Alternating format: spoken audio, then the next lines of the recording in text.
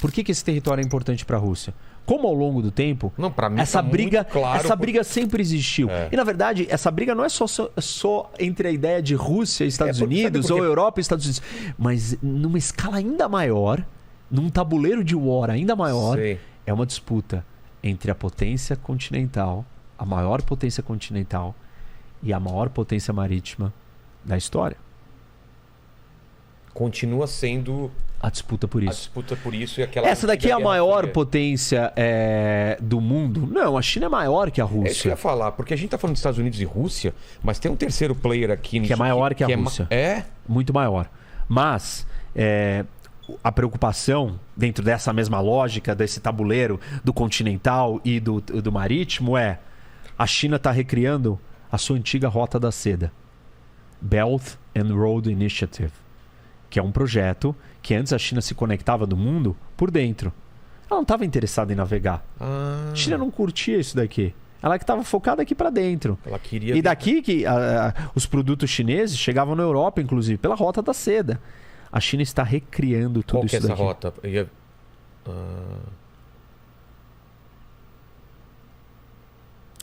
Tudo isso daqui está sendo recriado.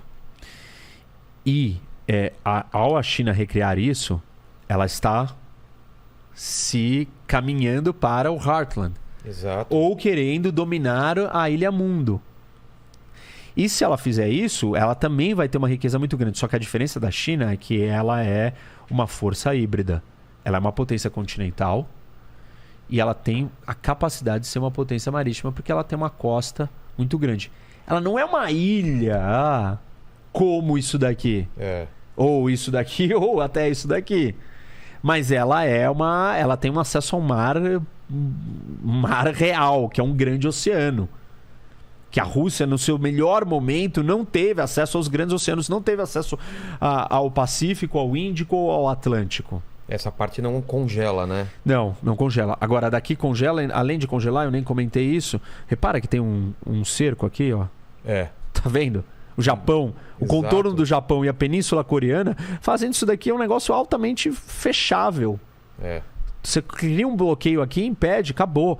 E fora que isso daqui está localizado do lado do nada. No fim do mundo. Quantas pessoas vivem aqui?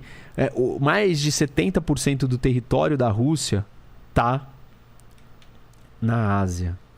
Território ou da população você está falando? Território. Entendi. E só 20% da população tá aqui. Entendi. E pra você trazer coisas pra cá, que não é nada, que aqui é a Sibéria, que esse território aqui é muito difícil, congelado, horrível, não serve você estar aqui. Claro, você não quer perder isso daqui, mas não é um lugar de acesso natural como aqui. Entendi. Como o Mar do Sul da China, como o Oceano Pacífico direto. Deixa eu ver se eu entendi então, professor. Rock. A gente colocou aí, né, Lene? Vamos tentar entender esse panorama do War aqui. Rússia tá ferida, teve o grande império lá, teve a União Soviética, agora eles perderam tudo isso daqui, não tinha força, agora eles estão tendo força.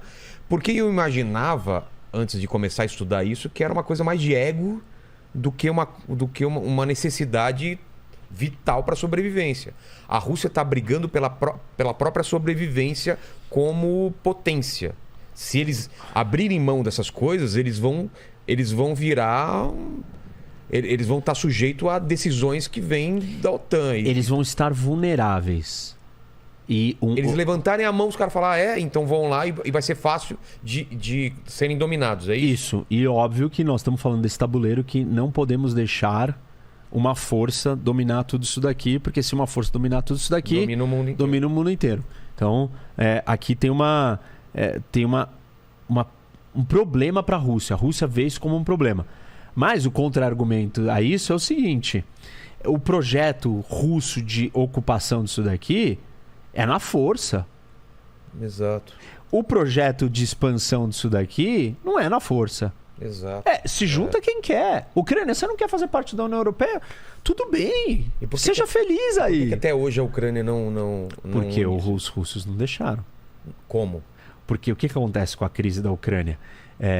A Ucrânia elege um presidente que é alinhado com Putin. E a União Europeia, Yanukovych, E essa eleição é... Isso é 2012, tá. Né? Nesse período, 2013, na verdade, o Yanukovych vai lá e a União Europeia tenta fazer um acordo com a Ucrânia.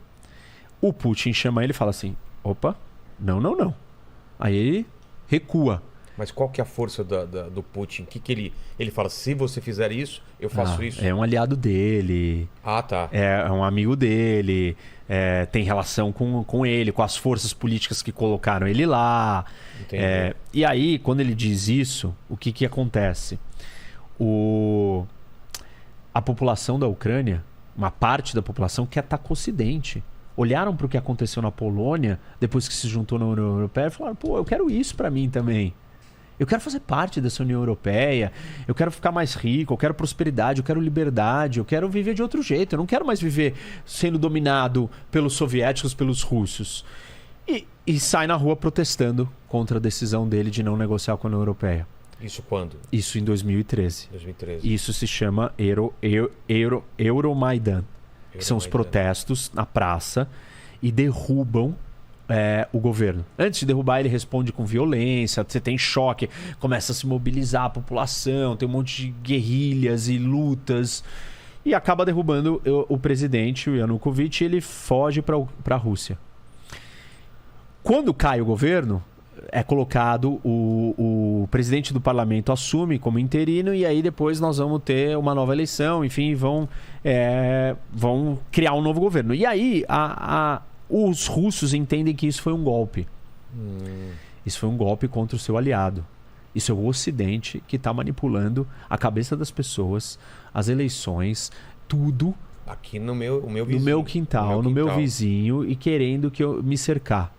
Então, o que acontece nesse momento? A Rússia começa a falar, não, isso daqui não vai dar certo. E aí, a retaliação do parlamento ucraniano vamos abolir o idioma russo da língua oficial da Ucrânia. O quê? Nossa. Quando eles fazem isso, aí o Putin fala, esse negócio não vai ficar bom para os russos que vivem ali. Aí ele decide, e nesse momento a Rússia já tinha, faz tempo aqui, uma base naval na Crimeia. Ainda, mesmo depois dessa nova eleição? Desde antes. Mas continuou, mesmo depois que o cara fugiu e tal. Era um acordo de longo prazo, a base naval estava ali, porque é a única base de acesso de água quente para os russos. E aí, o Putin decide que ele não pode perder a Crimeia. Quer pegar outro mapa agora? Acho que é melhor, né? Mais perto. Bem lembrado. Já tinha até esquecido dele. Agora sim. Olha só, hein, Lene? Fala num cara preparado aí, hein? Hoje coube tudo, hein? Cara, agora dá pra entender melhor aqui. É verdade. Aqui é a Crimeia. Crimeia, isso. Tá. Agora, cadê esse apagador? A gente tem que apagar antes de destruir tudo. Tá. Crimeia aqui, Sevastopol, é a base. Por que a Crimeia é importante? Repara que ela é uma península, né, avançada. Ela te dá uma posição estratégica de navegação que ninguém tem. Se você está aqui, você chegar aqui no meio, você está longe. Você está aqui, qualquer lugar que você tiver, ninguém está tão projetado à frente. Turquia, para cá, para a Europa. Se você está projetado aqui na frente, você está passos à frente. Qualquer navio ou força naval que sair aqui, você já consegue interceptar, consegue bloquear, consegue fazer a diferença. Então, ele decide que ele não pode perder a Crimeia. Por essa razão de ser um lugar estratégico para acessar o mundo naval. Porque a Rússia não tem acesso naval ao mundo direito. E aí ele anexa a Crimeia. Como?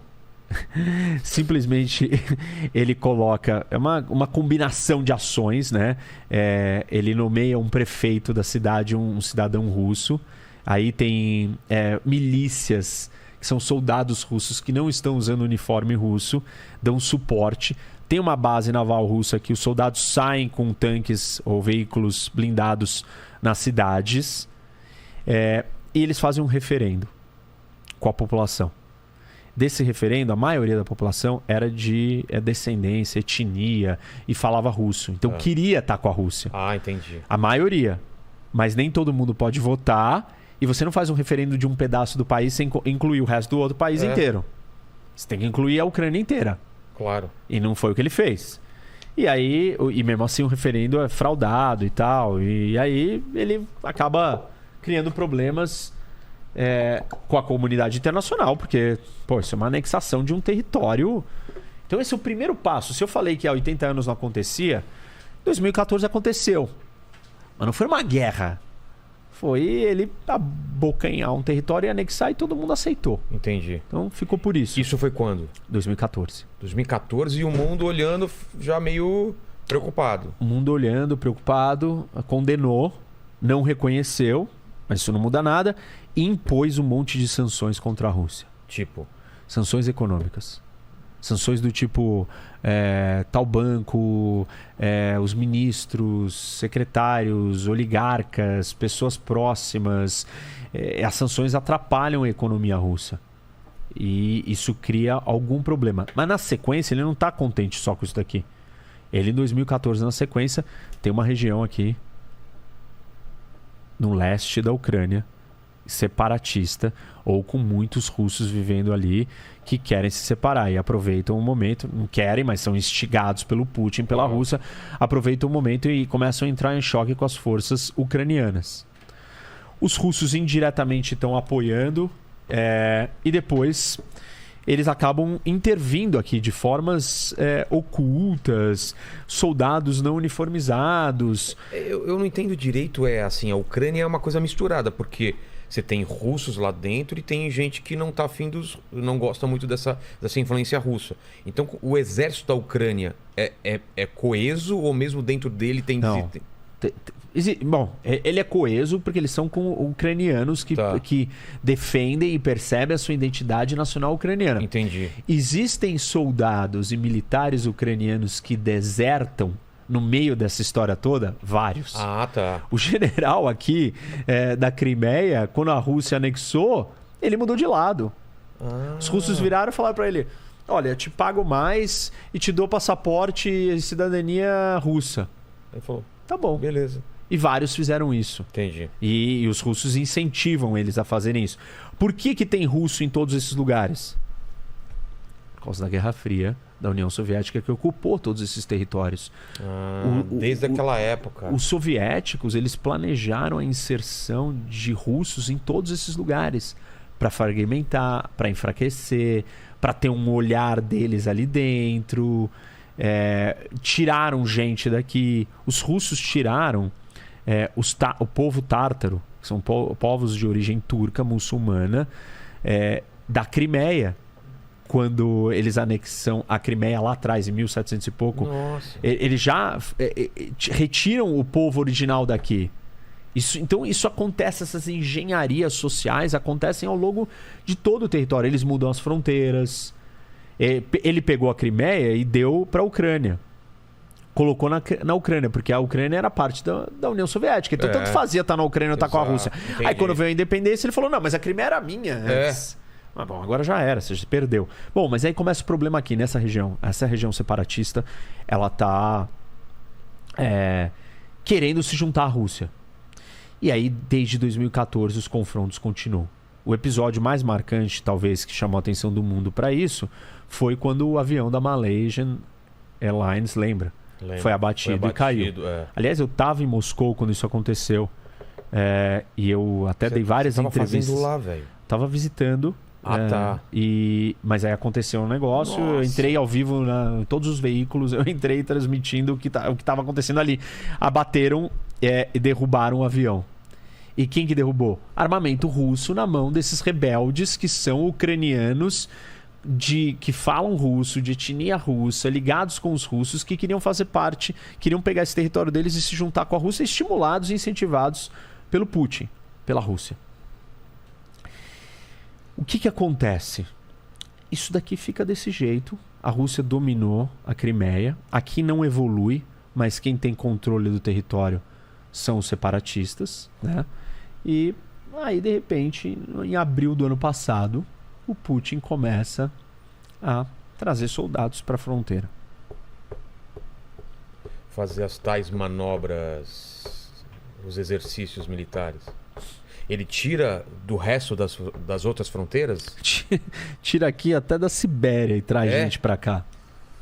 Aliás, dado interessante. Acho que é desde 1920 que ele não deixava as fronteiras com a China e com a Mongólia tão desprotegidas. Ah, é? Com um contingente tão baixo de soldados. Pra você ver o quanto que ele mobilizou e o quanto ele está interessado nisso daqui e o quanto ele se sente seguro na relação com a China hoje. Quando ele faz isso, né, o Ocidente fica olhando, tá todo mundo olhando, ninguém acha que vai dar nada. O que esse pessoal fica fazendo aí? Eles estão se preparando. Tá vindo combustível, tá vindo tanque, tá vindo armamento, tá vindo trem, tá vindo soldado, tá vindo avião, tá vindo míssil, lançador de míssil, tá vindo um mundo pra ir. Hoje são 200 mil soldados. E você não faz isso só pra... deixa eu dar uma ameaça, deixa eu dar um susto no mundo. Não o Putin. Ele não é esse cara. Não, porque ele entende como que funciona a política internacional. Ele sabe que se você blefar e não entregar, você vai ser visto como uma pessoa fraca. Entendi. E se você for fraco, uma das ferramentas da política internacional é a ameaça. É você virar para o outro e falar assim, olha, vai ter consequências. Que consequências? Quem é você? Ó aqui meu histórico. Ó o que eu já fiz. Entendi. Ó quais são as minhas consequências. Se os Estados Unidos ameaçam um país de algo, essa ameaça ela é crível. Por quê? Os Estados Unidos se envolve em vários conflitos e tal. Agora, se o Brasil vira para a Argentina e fala, olha, Argentina, não faça isso. Argentina, o que vai acontecer, Brasil? Você não tem histórico, você não tem credibilidade, você não faz. E o Putin entende essa lógica muito bem. Ele é um ex-KGB, né? Serviço secreto, russo, soviético. Bom, e aí o que aconteceu nos últimos dias? Essas províncias, lá em 2014, se declararam independentes. Esse pedaço aqui, que é mais ou menos o pedaço que está controlado pelos russos. Mas o tamanho do estado mesmo, ele é mais ou menos isso, vai. Tá. São 2 provincionas. Esse pedaço aqui é controlado por ucraniano. E a Ucrânia domina, tem soldados aqui e tal, e tá em confronto com esse pessoal daqui. Desde 2014, o tempo inteiro acontecendo isso. Agora o Putin virou e falou assim, tudo isso daqui é um país independente. O parlamento russo aprovou e o Putin veio a público anteontem, esses dias, e falou as regiões de Donbass, que é o nome dessas 2 regiões, Donetsk e Luhansk, são países independentes. Eu reconheço a independência deles. E eu estou enviando tropas para garantir que isso... Para manter a paz. E aí, ele já enviou as tropas? Elas já estão aqui dentro. E nessa região onde tinha ucraniano não satisfeito? Não, essa não, eles estão aqui. Estão aqui? Estão aqui. Agora, neste momento, tem muitas tropas russas aqui. Na Bielorrússia dentro da Bielorrússia. Participando de um exercício militar que está acontecendo há alguns dias, semanas. Então é amiguinha da Rússia? Mega amiga. Tá. Aliás, eu troquei, né? Eu falei que um era o Little Russians era esse e o White Russians é esse. Eu falei invertido, acho. Esse aí é Little Russian? Não, esse. Esse, tá. E aí tem um exercício militar e eles estão aqui posicionados. O maior contingente está aqui na fronteira próxima à Ucrânia. Os russos estão posicionados... Kiev está aqui, pertinho. Isso, está muito perto de Kiev. E a grande dúvida é, o Putin vai atacar Kiev? Os americanos, o serviço de inteligência americano falou, vai. Falaram que vai? Falaram. A gente está falando isso faz 2 semanas. Ele não vai se contentar com isso. Ele vai atacar Kiev. Ele não parece um cara também, é o que você falou, não parece um cara que fica ameaçando e não faz. Mas aí que tá. As consequências disso é o mundo inteiro se unir contra a Rússia ou não? Depende do que você chama de se unir. Se unir é a mesma coisa que aconteceu quando a Alemanha e Japão e aconteceu aquilo lá, de ter essa consequência de eles serem tratados como o grande mal a ser combatido.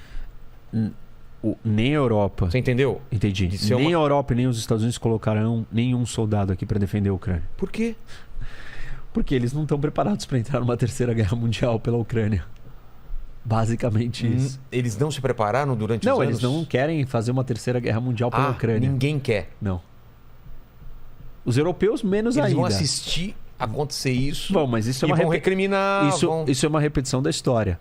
Eles assistiram isso com o Hitler. Exato. Falaram, não, mas é só aquele ali. Deixa tudo lá bem, na Polônia, né? Polônia, não, só... Aí chegou uma hora que foi tarde demais. E o Putin, então, ele espera que isso aconteça, que não tem uma reação. Ele tem certeza que não vai ter. Ele tem certeza. Tem certeza. E ele tá certo. Mas não haverá uma reação militar do Ocidente para proteger a Ucrânia. O que o Ocidente vai fazer? Dar armas... Já está dando, desde 2017. Para ucranianos? Para a Ucrânia. Nossa. Está dando armas para os ucranianos se defenderem. Quem que está desesperado aqui? Quem que você acha que está desesperado nessa história? A Polônia de novo. Isso. É óbvio. Todos os países, esses três aqui, Estônia, Letônia, Lituânia, estão desesperados. Polônia está desesperado. Porque você está falando que vai acontecer. Gostei de aqui não aconteceu nada. Ele vai vir para cá também, o Putin? Se ele recuperou esse território inteiro. Esse daqui é o maior estado em população das ex-repúblicas soviéticas.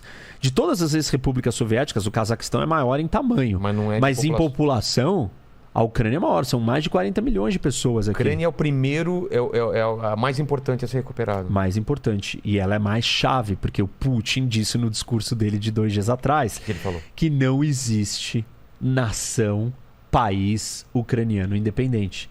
Que a Ucrânia é uma invenção dos russos.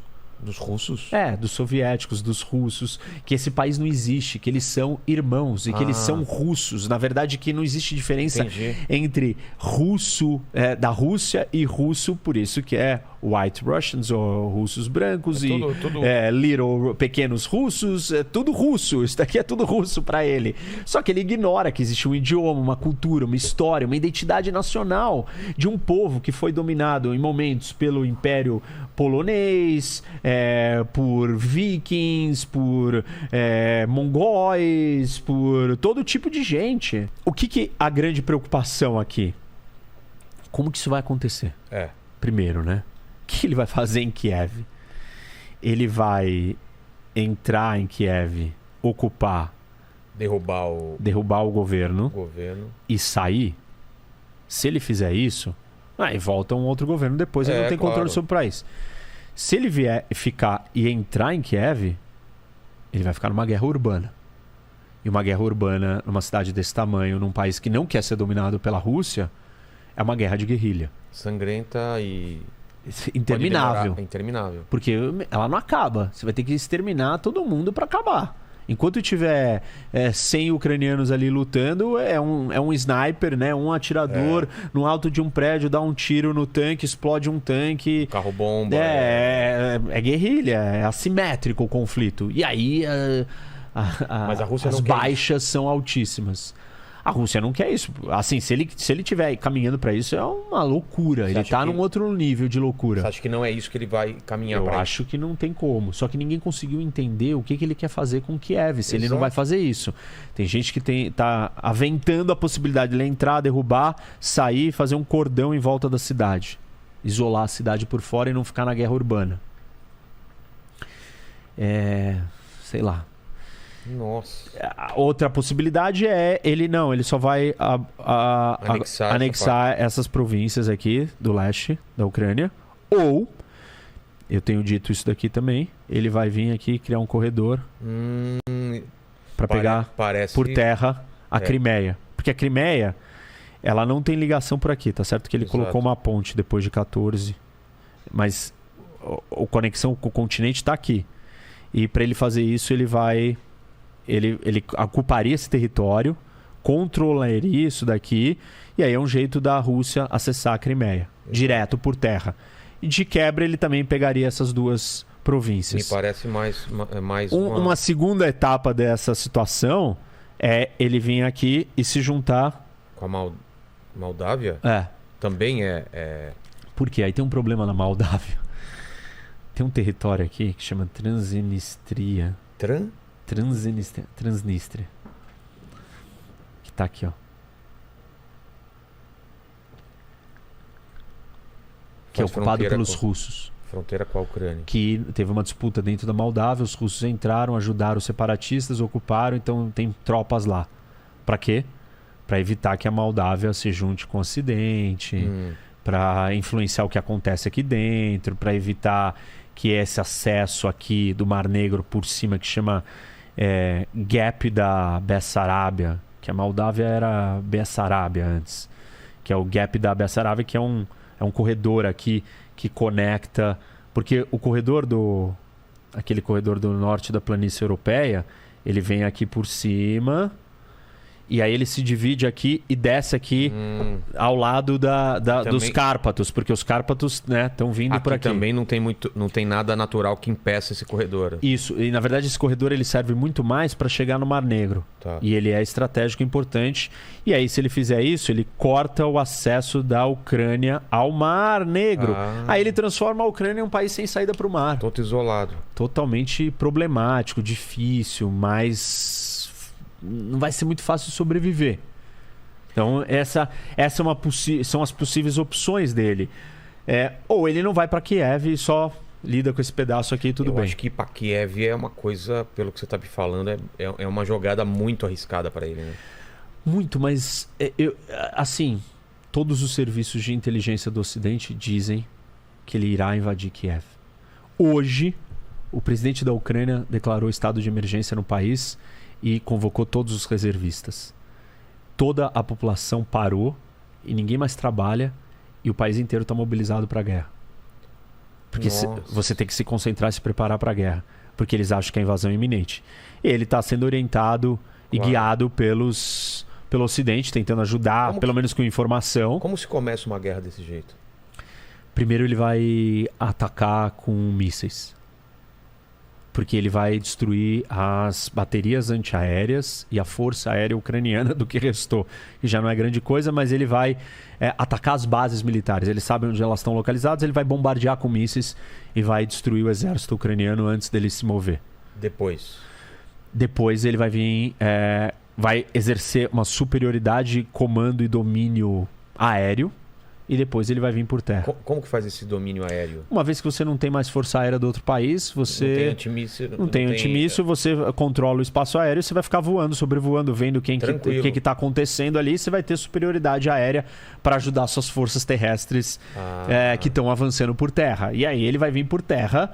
Que vem a terra e vem um avião bombardeando aqui. Isso, se tem resistência aqui, o avião avança e ataca antes, helicópteros e tal, e vai caminhar. É uma guerra perdida para a Ucrânia. Se a Rússia quiser mesmo avançar, eles não têm o que fazer. Só resistir. Mais ou menos. Ah, é? Em 1939, a Rússia decidiu que ela iria ocupar a Finlândia. E essa guerra se chama Winter War, Guerra do Inverno. E aí os russos estão com, acho que, se eu não me engano, era 40 mil soldados. E a Finlândia tinha um número 5 mil soldados, um número muito baixo, muito inferior. Acho que era 20 mil, 4 mil. Muito inferior. Não estavam preparados, estavam divididos ideologicamente, politicamente. E a Rússia, com uma superioridade muito maior, em dezembro, faz uma ofensiva e entra para dentro para dominar a Finlândia. Os finlandeses lutam bravamente, unidos, organizados, com esquis. Os russos de tanque, os finlandeses com esqui, eles entram na retaguarda das linhas de suprimento, cortam o abastecimento dos tanques, os tanques se tornam inúteis e conseguem vencer a guerra. Caramba! E expulsam os russos. Perdem 11% do seu território, porém não são dominados e ocupados por completo. Então, assim, se a Ucrânia quiser resistir, e ela tem resistido até agora, ela não parou de lutar aqui.